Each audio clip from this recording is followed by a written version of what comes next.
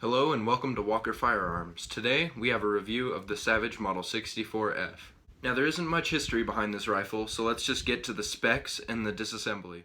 The Savage Model 64F shoots the .22 LR round and uses a 10-round detachable magazine. It is an easy-to-use semi-automatic platform that is perfect for beginner shooters. Now without further ado, let's get to the disassembly.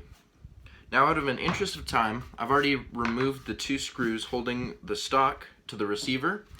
These two screws, they're the same size, can be found both in the rear and the front of the magazine well. Once you have removed these two screws, the barrel assembly along with the trigger assembly and the magazine well should come off of the stock. Place the stock off to the side. In order to disassemble the rifle further, you will need a crescent wrench to remove the barrel lug and a Phillips head and a flathead screwdriver to remove the rest of the screws. Now I have removed all the screws that I just showed you, but you should be able to unscrew these just fine. Once you have all of these unscrewed, each of your components should come out from one another. Your trigger assembly should come off and slide towards the rear. Your magazine well should come off. And then there is a lug right underneath the barrel that you just simply need to take out.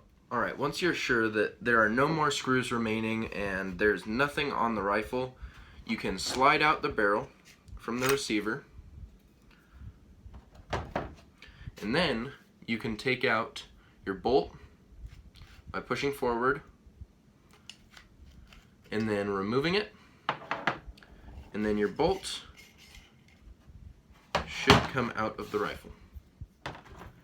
The 64F has a very unique bolt in that the hammer is this big piece that slides back, is locked in place, and then when the trigger is squeezed, the hammer drops forward rather than there being a firing pin that comes through, because this is a rimfire rifle. And now we get to my opinion of this gun.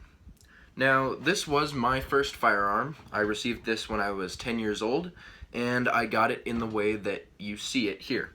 I got it with a Nikon ProStaff 3-9x40 powered scope.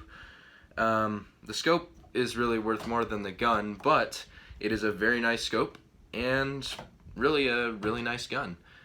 So, as you just saw, the disassembly process is very long and tedious, but you know, this can be looked over, as you won't need to completely disassemble it every single time you shoot it, and you won't really need to take out the barrel every single time you need to clean it. So that can be looked over. Now, the way this shoots is very nice. I hadn't tried it with the iron sights that it comes with until very recently, and I regretted that very much. The iron sights on this were absolute trash. I tried to shoot with it and I couldn't even figure out where my bullets were going. That's how bad it was. So if you do pick one of these up, I highly recommend picking up an optic for it, whether it be a red dot, a ACOG, a scope for it. Doesn't matter what kind, whatever you feel comfortable with, that's what you should put on this.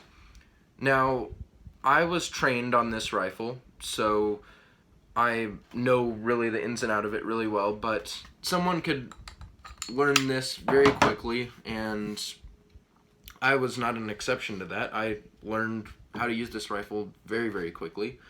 Like I said earlier, it is a very simple design, and the only thing that's really tricky is how heavy the bolt is to cock, and getting used to the different style magazine release. The magazine release goes forward towards the end of the barrel, and then it comes out.